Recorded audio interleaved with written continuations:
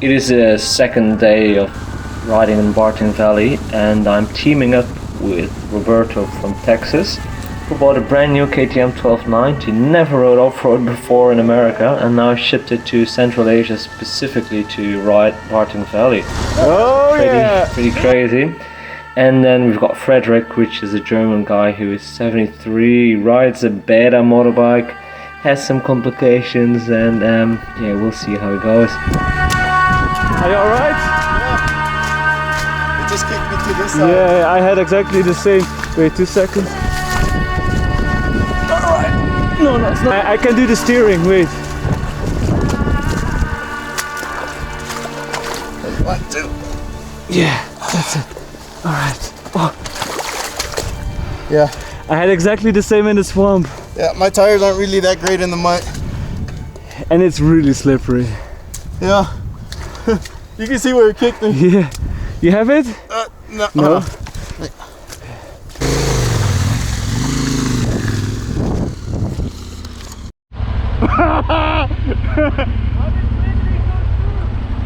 I don't know.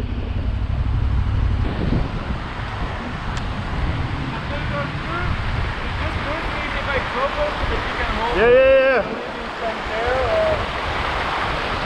You don't want to walk it first? It's a big ass stone. What do you think? Let me walk it.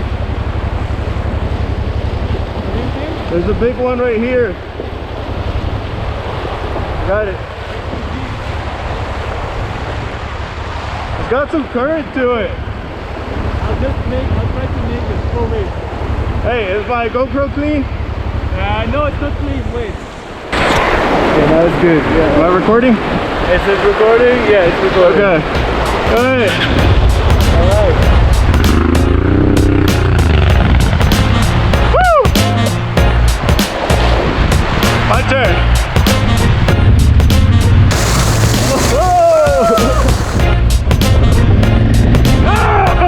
Woo! Yeah!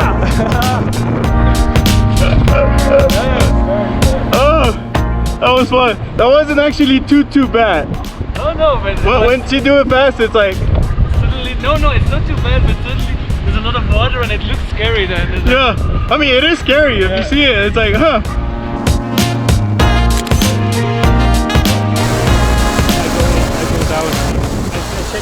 The rivers were getting quite a bit bigger, and on several occasions we needed to help each other to get the bikes over. As you can see, we needed to push the bikes over because there's just heaps of loose rocks and stuff, which makes it all a bit tricky. And then we continued going up, like more steeper terrain, more gnarlier roads, a little bit higher, which made it also harder for the bike. And then suddenly bloody Frederick's motorbike snapped in half because his subframe broke, and actually he knew about it and he just didn't change it at front, which was a bit silly. Back in India years ago, he snapped a bolt and he swapped it with an Indian bolt, and Indian steel is a little bit maybe less high quality than European standards, and the bolt snapped again, of course. You should put a high tensile bolt in there, but anyway, we didn't have that, so we ended up dodging something up with an old bolt and then some steel wire and some duct tape around, a couple of zippies to keep it all in place, because we didn't have a bolt long enough, but we did have some kind of a bit of a steel rod, and we fixed it up and then we're good to go. So we're back on track and then steadily going up all the way to 4,000 meters.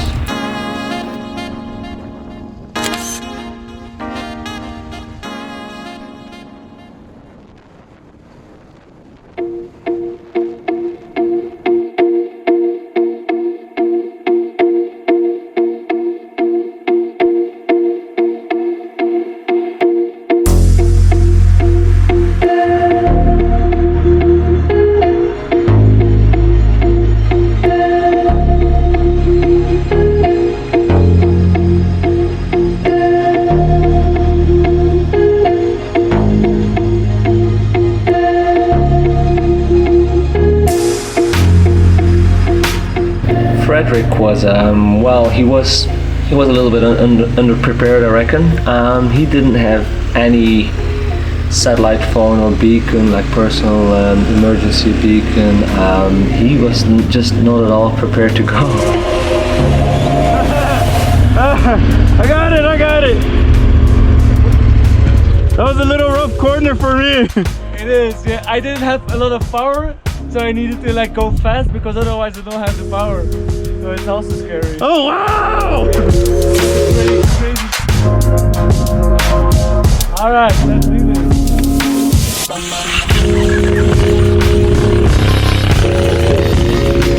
Yeah, the valley is a couple of 100 kilometers of no reception, no people living permanently there. Yeah, you need to supply your own water, food and fuel. And yeah, so the third day his bread was already moldy, so we needed to chuck his bread. And then yeah, luckily we had quite a bit of food, Robert and I, so we had probably food for 5 days, so we could give him dinner every evening. But yeah, he just took it for granted kinda, and yeah, just joined us every time, ate our food, and then yeah, luckily we just could keep on going. But yeah, it was really weird. He just kind of assumed that was the go or something. I don't know.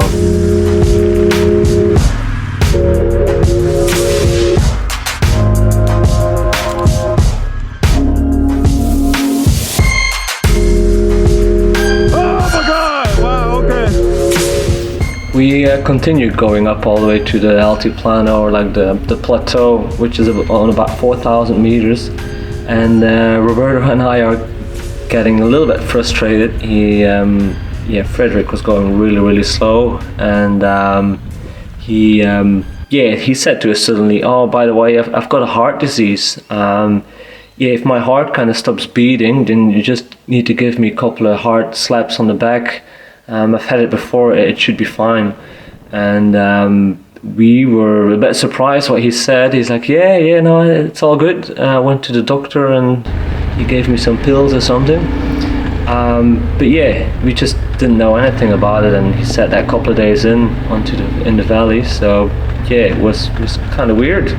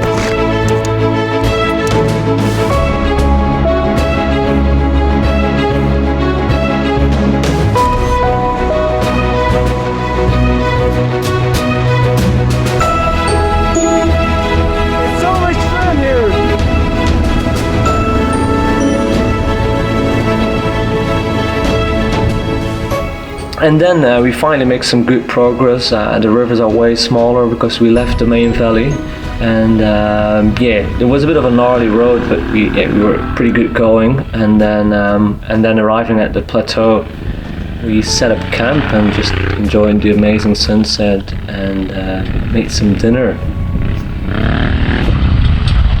Okay, let's do that.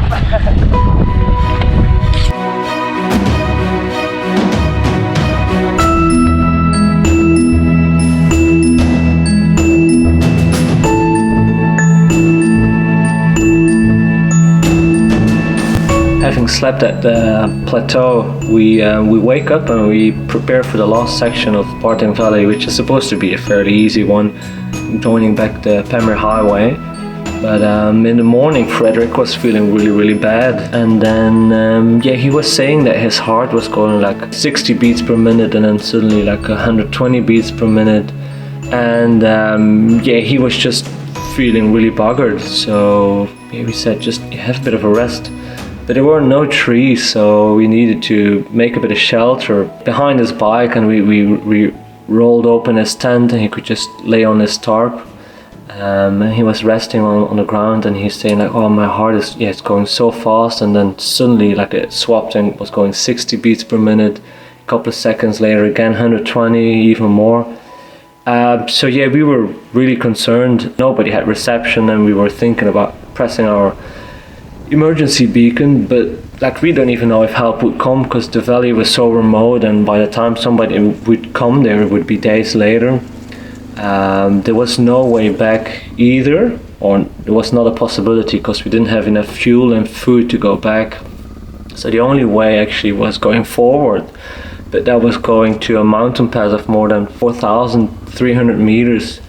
So it was going even higher, and we thought he had just a combination of altitude sickness with then his heart disease, what he said. So yeah, we were definitely really concerned. And after about 45 minutes or something, he actually was starting to feel a little bit better. He said, oh yeah, my heart is actually, it's not really hurting anymore, and it's kind of a bit more stable. So we just gently packed up the rest of his camp, and we started moving forward. We all agreed that I would go back ahead and we'd see how it all went. So I drove to Caracol Lake, and then luckily the road was all really easy going. So a little bit later they arrived, and then that was kind of the first houses, or like a little settlement that we had there. Congratulations, Frederik, you made it! Yes, well done, well done. Not yet. Well done. You made it, that's good, I'm glad. So we could have some food there, stock up a little bit, drink a bit of Coke and stuff, and yeah, we set up camp, and luckily he was feeling quite a bit better after that. But it was a hell of a ride, that's for sure. And we highly recommended it that he needs to go to the first city and get checked up by a doctor, because we didn't appreciate actually that Frederik was putting those responsibilities on us without kind of even notifying us before. Like, yeah, this was just not cool at all. But because he knew about it up front, and then he just went through it anyway. So yeah, it was pretty wild, that's for sure.